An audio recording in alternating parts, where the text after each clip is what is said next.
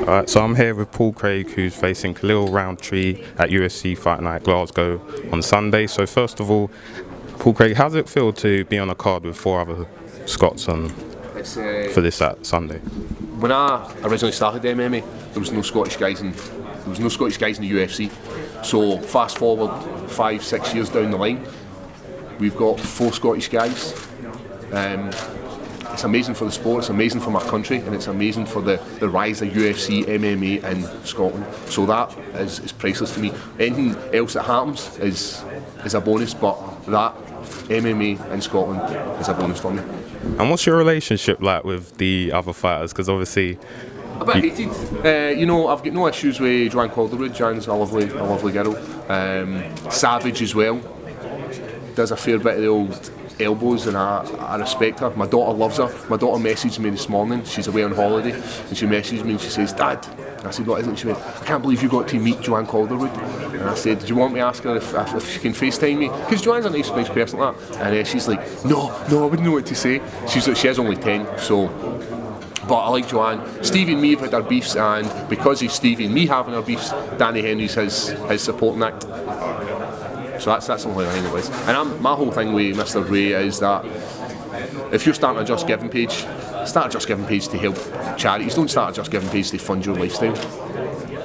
Alright, and did you attend the last card here in Scotland? It was electric. Like Ariel Helwani named it like the crowd of 2015. I was in the crowd.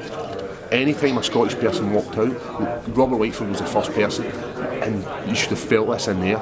Like, this was amazing. This is something that I've never felt before. I've been to concerts and I've seen bands in the Hydro, nothing like the UFC, and that's what I can't wait to experience. So I guess it's an understatement that you're excited to be on this card and excited to see how the crowd's going to be.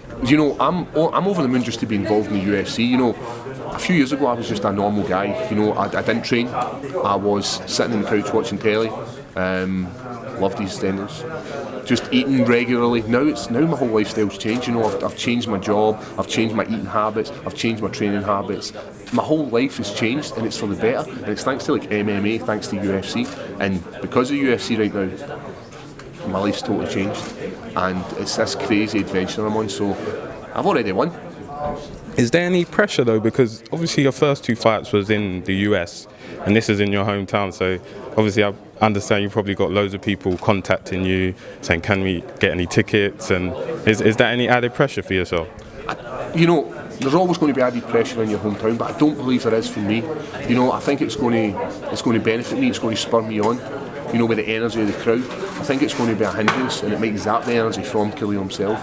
But for me, I'm just thrilled to be in my hometown. And obviously your last fight was a loss to Tyson Pedro. So what did you take away from that loss, and how have you basically been able to move forward from that? Yep. It's a loss on paper, but physically wise, it was a win for me. I had areas I needed to improve, and I wasn't showing them enough focus. Now that I've seen this is where I need to improve, so it's a win for me. I lost on paper, but I won massive. I won more than I've ever won before in MMA. After 9 fights and winning, this is the most I've won. And have you made any changes going forward? Massively. Our fight camp the first time was more focused towards one of my other training partners, and it was just because both of us were fighting on the same card, and now it's just me. It's back to what made us, what got me the 9 straight wins, and everything's changed. And you spent some time at All Stars, so how was that experience for you? Because obviously we got Jimmy Manoir, Latifi, Gustafsson. How was that for you?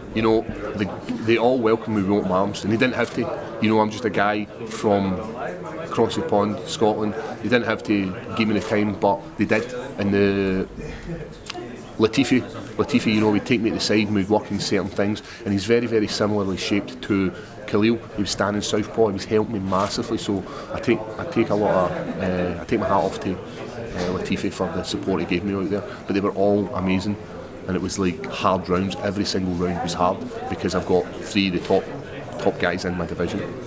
And I saw on social media that a picture with you and, is it Frank Mir? Yep. So how was that, training with him? Yeah, again, like this crazy adventure. These are guys I watched in the MMA, and now I'm training with them. Now I'm having a chat with them. Like, it's crazy. giving Iron Brew to Frank Mir, that's kind of cool, man. This is like stuff like you don't think will ever happen, and then it happens, and you know, you look at these guys and you think they're automatically going to be like up their own ass, basically. They're going to be better than you, kind of thing, and they're so far from it. They're the nicest guys you'll ever meet, and like Frank Mir was just that. He's one of the team. He's a lad. He's one of the guys. His partner's amazing. He can hold your attention, like the way he speaks to people. He brings you in, he draws you in, and you're like, man, I'm learning. So he's a cool guy. Okay, so Khalil Rountree, what do you think of him as an opponent? You know, great matchup for me. You know, stylistically wise, he is perfect for me. You know, it's classic grappler versus I'm the grappler, obviously, and he's a striker. But when you take away something like striking and you take it to the world of grappling, there's not a lot he can do. He can't get that punches to swing that punch. So it's a great matchup for me. Like, stylistically wise, this is the best matchup we could have asked for in the UFC. When they phoned us up and said, this is who we've got, you'd be like, I'll bite the hand off you for that. We could have got a high level grappler, and it'd been a lot difficult for us, and it'd been a lot a transition and working a lot of jiu-jitsu, but this makes it so much easier for me. Okay, and I just spoke to him, and he said that I said, how do you see the fight unfolding? And he said he sees the fight by you actually folding. So what's your rebuttal to that? You know, I seen him say that. He said, I'm going to knock him out. I take my hat off if he does knock me out, but I've trained with pro boxers who are heavy hitters, pro boxers who are heavyweights. I've trained with heavyweight MMA fighters, light heavyweight. None of these guys have been able to knock me out. I've never had a stanky leg. I've never had the old wobbly leg, you know, the old Elvis Presley leg. Never had it. He thinks he can do it.